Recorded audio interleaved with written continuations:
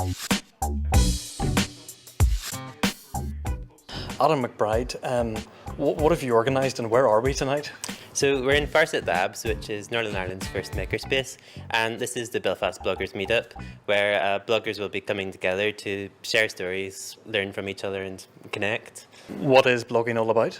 So blogging is like sort of the latest form of citizen journalism in a lot of ways, although it can go from people blogging about events in Africa and revolutions to people talking about their pet cat or where they like to go out for a meal.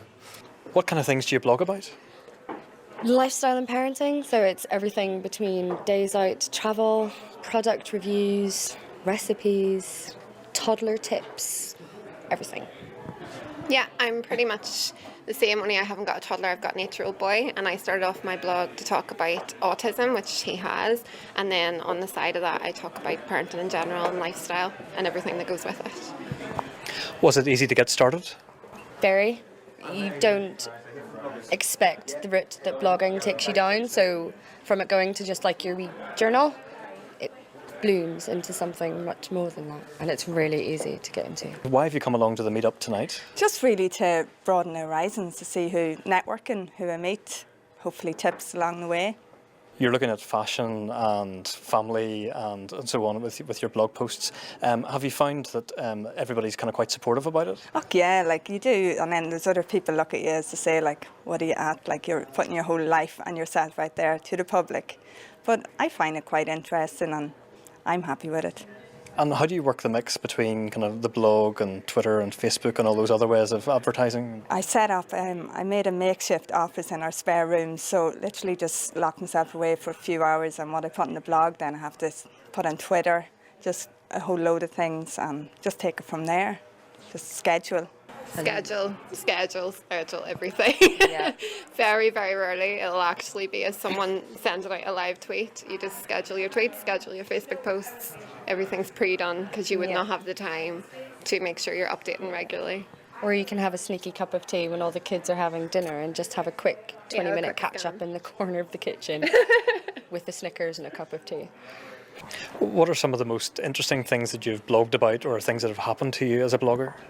For me, I think it was when the National Autistic Society picked up one of my posts and it went semi-viral, and I was sitting at my computer watching the stats going a bit, getting a bit hyper about it and couldn't really believe it. So I think that was one of the most exciting things on my side. I'm a stay-at-home mum, so I have children to speak to, which they're not the most amazing conversationalists, so being able to just pop online and tweet or Facebook or even Instagram someone that you've really bonded with through blogging it's pretty amazing to someone who just stays at home.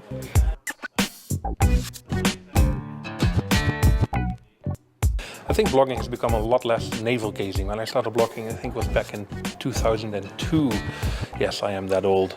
It was just more about telling your own stories and, about your daily life. And then very quickly it became more of a channel for political blogs and blogs about your passion and your hobbies and your travel and business as well. Business blogging caught on fairly late in the whole blog scene, but has become very, very powerful as a channel. And you see pretty much every business that wants to be taken seriously online has a blog in one way, shape or form.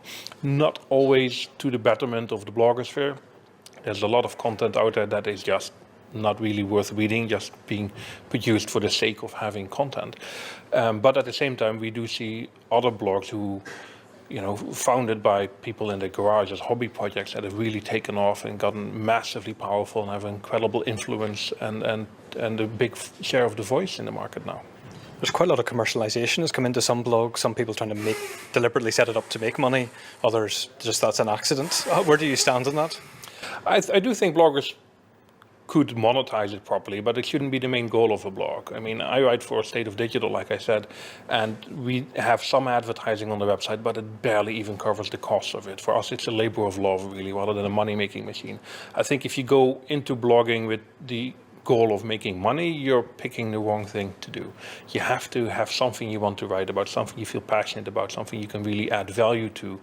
And if you do that right, the money will take care of itself in the long run.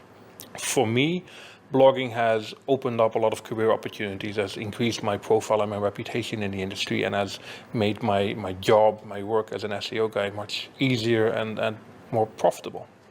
there is a lot of sponsored posts floating about, there's a lot of reviews floating about, but I think that a lot of bloggers are trying to stay true to themselves and are trying to give honest opinions, and there is a few that give bloggers a bad name and maybe say what companies want you to say, but the majority of us still give our very honest opinion on the products that we're given or the posts that we're given to write. So how do people find out about the Belfast Bloggers Meetup for future events? Well, a lot of the people that find out about it tend to be involved in groups on like Facebook that are blogger orientated, as well as like Twitter and generally on a Eventbrite event lists and stuff like that. I also tend to put it on other calendars, such as Digital Circle's calendar of events, and I had it on the Farsight calendar and the Sync and I calendar.